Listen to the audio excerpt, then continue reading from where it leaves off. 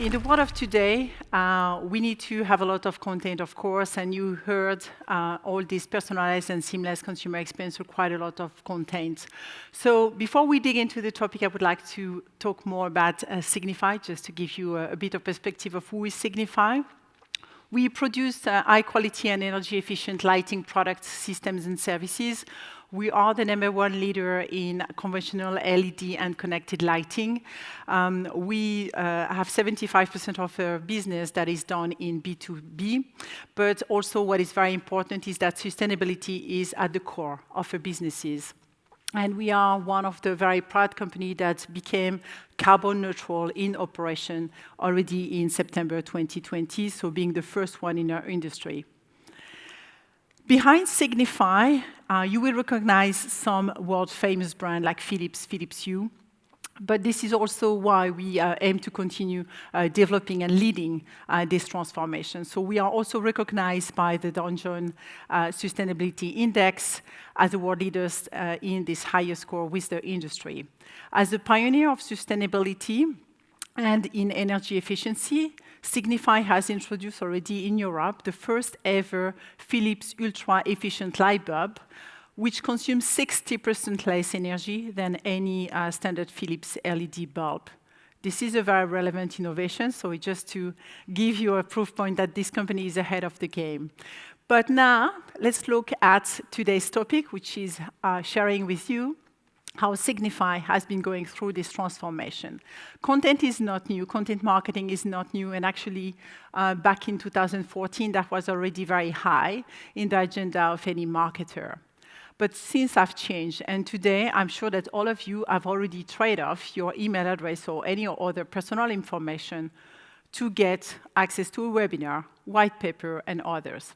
This is highly important, as we were mentioning before, because that's part of the first-party data acquisition strategy that any company should adopt today, and content play a critical role in that domain. Content helps building brand equity. As a matter of fact, today 82% of consumers have more a positive view on the brand if they start interacting with your brand's content.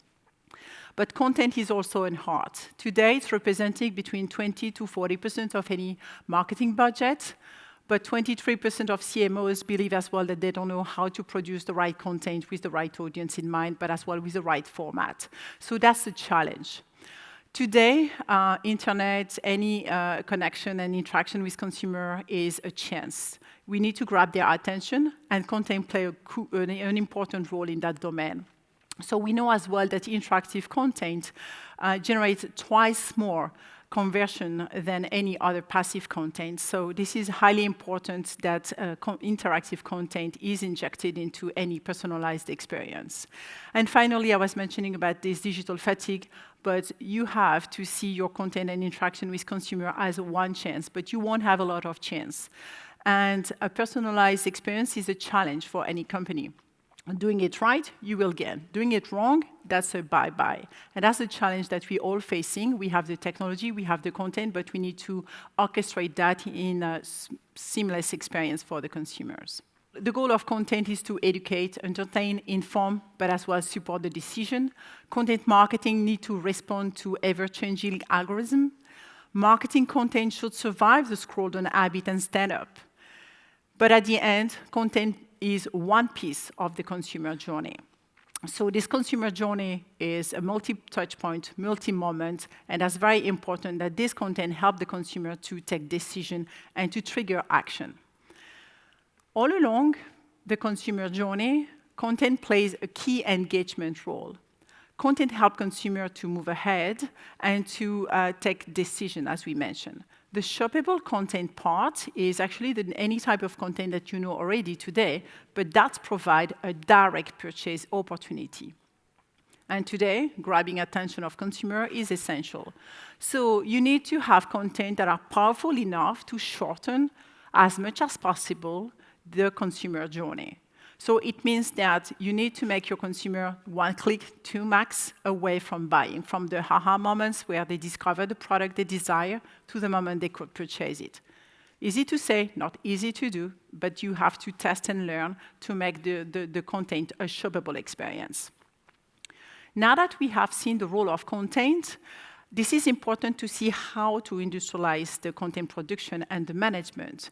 The technology could help, but not only. Many organizations face the same challenge: how to produce content with the high quality, with speed, and in cost-effective manner. Many companies have decided, as Signify, to develop what we call internally a content house. It's called media house, content factory in many other organizations. This is actually a connected ecosystem where we have internal and external resources and talent working at sync with partners, tools to industrialize the content creation and the production.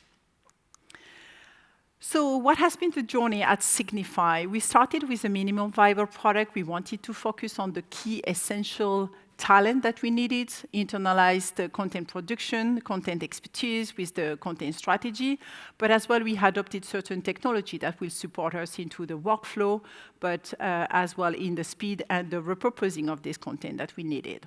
We tested this first approach across a number of projects, and the second phase for us was to stress test this model with even more projects. So we also realized that we needed to add more talent to the team. Copywriting is one example. Going forward, in the acceleration that we have now ahead of us, beyond continuously follow and manage the performance of the content, we need to bring more agility by even internalizing the creative aspect. So that's the journey of Signify. Many companies, as I said, went through this. You have to design your own journey, but producing content and repurposing content would be essential effectively to be able to create this personalized consumer journey. So how the content will continue to revolutionize the shopping experience. Today, the type of content that we know would drastically change over the coming months and year. And here are some examples.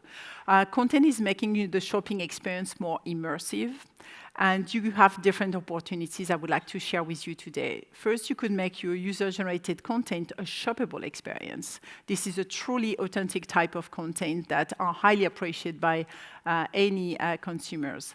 What you see as well, the mini video that were developed by Diesel, we're featuring product detail into the video. So while watching this movie, you also injected your product in a very discreet manner.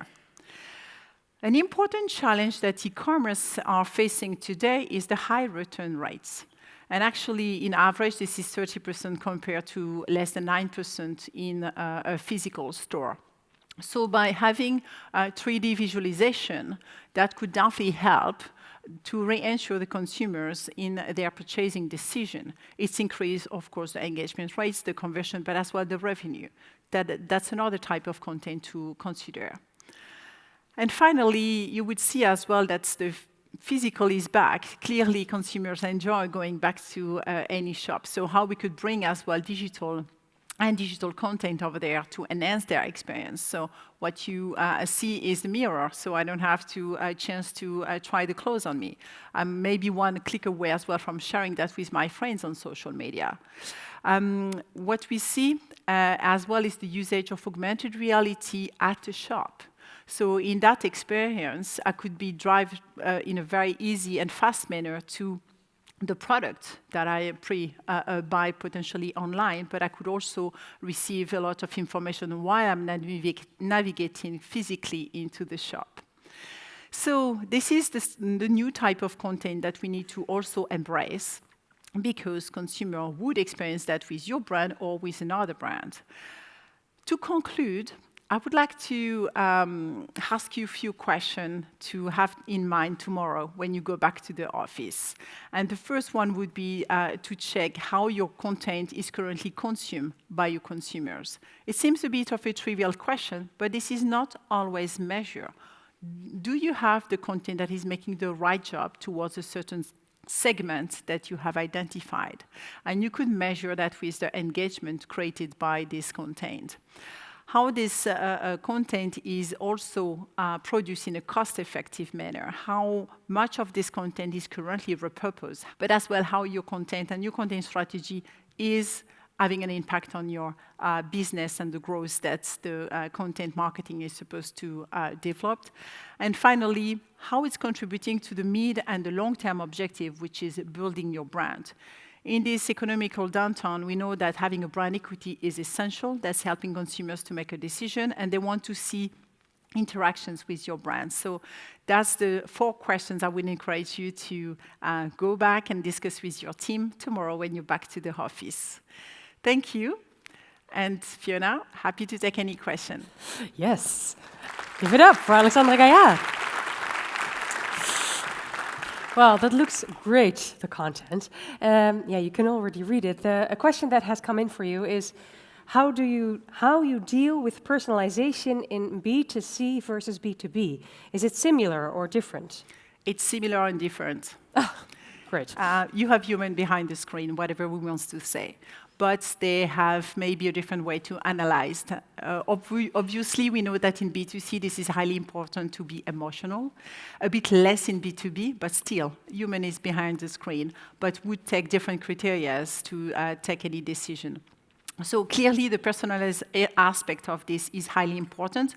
You don't want, as a human, to be treated as your colleague, and especially when you are in a B2B context. You're looking for information to make a decision for your company. You're looking for the product and the services. So the seamless experience, this personalized experience, would gain time decision for you. So this is very critical to deal with this personalized approach. It's slightly different, though.